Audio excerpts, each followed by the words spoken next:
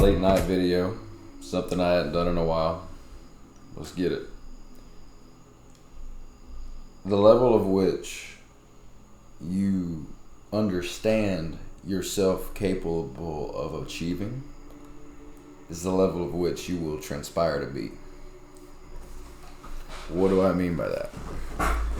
What I mean by that is that if you do not understand how capable you are and what realities are possible for yourself, you will never strive to achieve them. You will never do what's necessary to get there. You will find yourself pursuing activities, skills, goals, these different things that maybe aren't exactly fulfilling or as fulfilling as they could be. And it's very obvious on the outside. But in those situations, a lot of the time, we remain unconscious to the fact of what it looks like on the outside to someone who's looking at it with the right state of mind, right? I don't mean what it looks like on the outside, like to worry about what others think, but I mean what it looks like to someone who knows each and every one of our own potential. Someone who sees the infinite possibilities of any which of our own realities, right? Many people like this, not less and less, I'd say, but my point is that someone like that can help you get to where you want to get by helping you understand where you can even get. But the point of me bringing this up is that if you are to analyze and realize where you're at in comparison to where you want to be, you will oftentimes, and you do that very truthfully, honestly, and without, you remove the ego, you will start to realize very quickly how much time you are spending on things that don't serve you, on activities that are not bringing you closer to that goal that you're wishing to achieve. Well, fulfilling that wish, right? Now, there's something to be said 100% in this moment for enjoying the process and not rushing the process, not forcing it to be your current reality. But here's the thing. When you begin to see that true potential for yourself, and you really internalize it, it's hard to not become obsessed with it by what most people would consider obsession. It's very hard not to be entirely captivated by pursuing that goal and doing things that help you get there. Simply because when you really understand your potential and you really understand what's possible, and especially if you've gotten a tiny hit of it or two, of those potential realities, of the feelings, of the achievement, of the success, of the wish fulfilled, it's very hard to negate that urge to fight for it and to go for it and to work on it.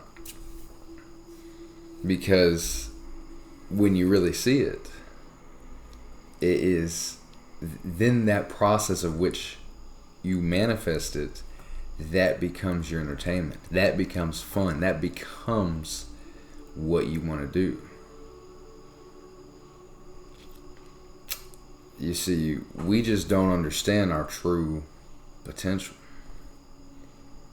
We spend our time doing these different things, working on things that bring us momentary satisfaction or pleasure in meaningless ways. We don't understand how great it would be, how great it already is, but how great the feelings we can have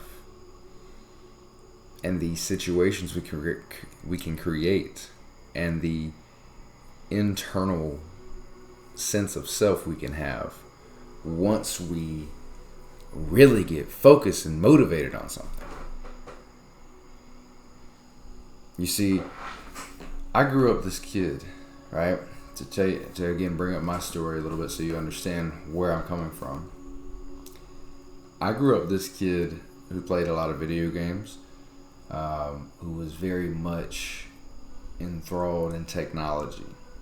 I lost my sense of self that was outside in nature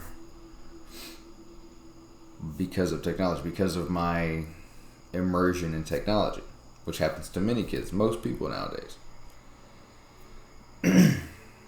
And through my process of growing and developing, especially all throughout school, I was captivated by something like video games, for instance, and social media, but we'll talk about video games. And so even when I started to open my eyes a little bit and see the brighter sides of life, these little bits, I did not fully see the capabilities, and I would still pursue these lesser activities that didn't get me any closer, that actually didn't help me in any sort of way at all. They brought me momentary satisfaction, but most of the time led to more negativity than anything positive.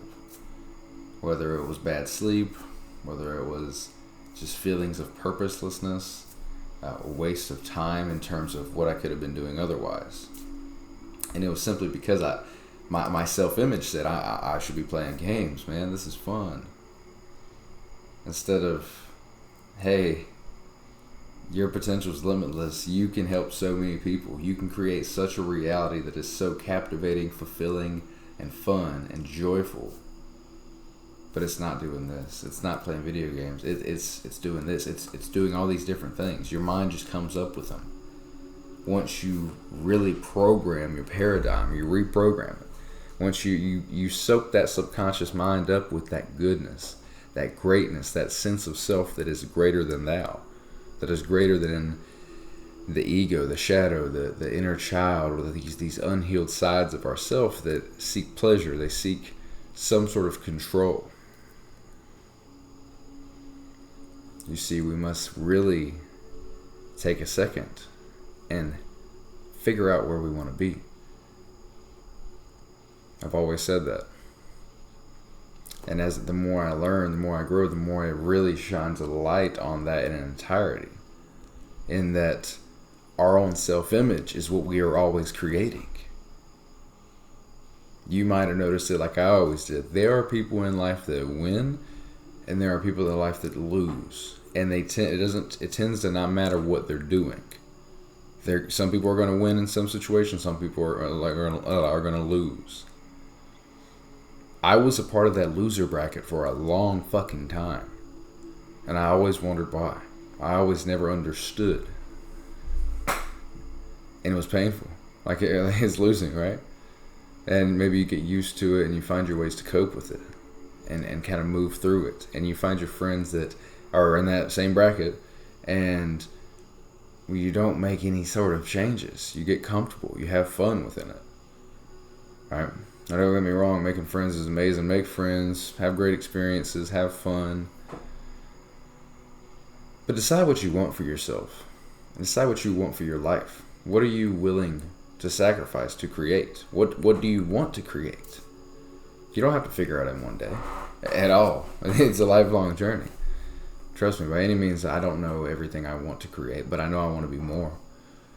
I have instilled in my subconscious and in myself that I want to be something greater. I want to accept myself and all the things I cannot change, and create all the things that I can, that actually help people, that create a better world for people of the world, people, my family, for myself.